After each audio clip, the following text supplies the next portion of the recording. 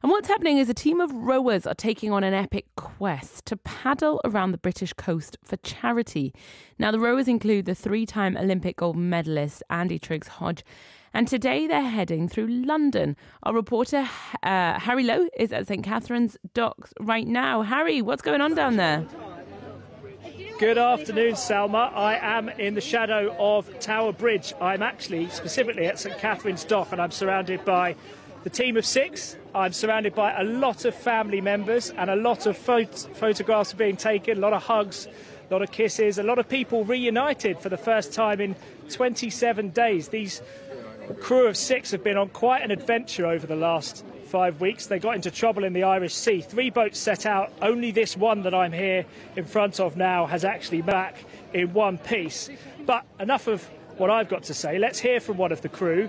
Will Laszlo, you're a Londoner yourself. Good afternoon to you. Good afternoon. You're holding your young son on your arms at the moment. How are you feeling? Well, he's not letting go, and I'm not letting go of him. Yeah, I'm all right. So tired, emotional. It's been an adventure. It's been a journey. Yeah, it's just an epic 3,000 miles around the UK coastline. It's just extraordinary. Londoners listening will be thinking, how on earth can you physically match the challenge of doing that? Yeah, I think, it's match it is, I don't think there is a word. You're battling against tides, winds, unpredictable seas, shipping lanes, fishing boats. They're fun. But it's an adventure, and it's about doing it safely, and we've managed to get round, and that was part of the journey, which I said to the crew, the 3 crews that are leaving, not all of us might get round, and that's certainly been the case, sadly. Yeah, not plain sailing. Tell us about what happened in the Irish Sea. What, about 2 weeks after you set off on the 12th of June? Yeah, 2 weeks after we set off on the 12th of June, there was forecast some bad weather that we were looking at closely. We all had meteorologists and phones and kind of shore-based teams kind of predicting kind of what was coming through. And as ever with sometimes weather, sometimes it's worse than it is. And in this case, it was. Sea legs, they got sadly hit at the bottom of the Irish Sea, and they both got so badly damaged they couldn't carry on. And that was a tragedy, because that was an amazing crew of 5 women who set off from Tower Bridge with us 12th of June. They'd been spending 18 months prepping. They lost their power anchor, they lost their anchor, lost all sorts of kit, and then so that was all systems row, my mistake. And then Sea Legs was the other boat that got hit also by the storm, and also ourselves just off the Mile of Kintyre, where we had to be picked up by the RNLI because we were on a collision course with the Mile itself after having put out drones to slow our boat down. It was pretty scary, and huge seas, so kind of like kind of 4, 5, 6 metre waves, which are bigger. The building, although the listeners can't see it, the building you've got there, and you don't want to surf down them.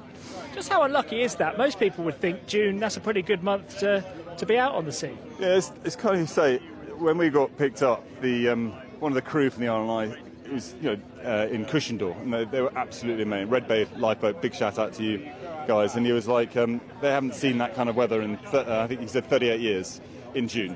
And so it's unlucky. I mean, it's devastating as a project. We'd love more people to do this next year, and GB Row Challenge, if they want to give it a go, because it's all about collecting the environmental data, and that's been a part, the kind of central part, getting around safely and collecting invaluable data so we can understand how clean or dirty our UK waters are. That's a perfect segue for me to bring in the only female member of the crew, Katie. Good afternoon and congratulations. Hi, thank you very much. How are you feeling? I'm feeling great. That might wear off at some point. Ask me tomorrow morning, the answer might not be the same. But yeah, no, right now I'm feeling amazing. So proud to have finished this and done everything we set out to do. And tell us about your qualifications and what you were hoping to find out from a scientific perspective on this trip. Yeah, so as well as being a rower myself, I'm also an environmental scientist. I actually run a company called Nature Metrics, which specialises in biodiversity and using DNA in the water to identify what species are there. And that's one of the types of data that we've been collecting as we went around Great Britain. So we can start to map that biodiversity and look at how it changes in relation to things like the microplastics, which we're also collecting data on, and also noise pollution and other sorts of factors. So for me, as well as the rowing, one of my jobs every day has been to do the microplastics filtering, do the environmental DNA filtering, and generally check all the scientific equipment has been working properly. How challenging is it to do that when you're faced with some of the conditions we were just hearing about from Will? Yeah, so I think there were a couple of days where we didn't take any samples because it just wasn't safe, and obviously safety always comes first.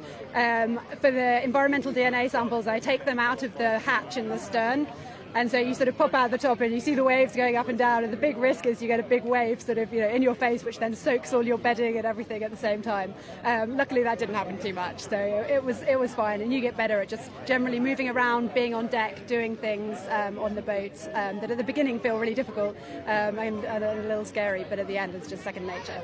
Did you have any doubts that you might not make it back?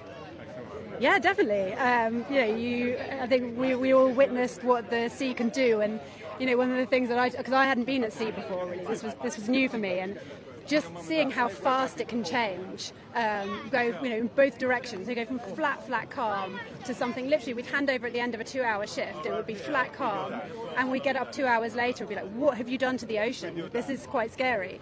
And so yeah, you're massive respect for the ocean, and you never take it for granted that you're going to be able to do it.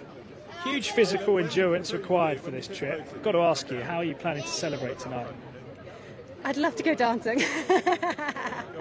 I think we're going to go and have a few beers, sort of collect our thoughts, share some of the memories. We haven't had a chance to write diaries or anything while we've been out, so I think a bit of that, and then see where the evening takes us, and regroup for a big breakfast in the morning. Well, fantastic. Many congratulations. I see you've got some champagne in your left hand there. Are you going to have a splash of that, perhaps? Yeah, not quite sure when, but need to make a plan on that. Thank you, Katie. Thank you, Will. So that's right, they've made it back. They're amazingly in high spirits, which I have to say, if I'd been gone for that long and away from my family and, well, at sea for that long, I think might be quite tricky. But I've got to say, they feel very much as if they've been buoyed by the response they had when they returned. Big cheer upon return. I saw some confetti being dropped down from Tower Bridge as they passed under.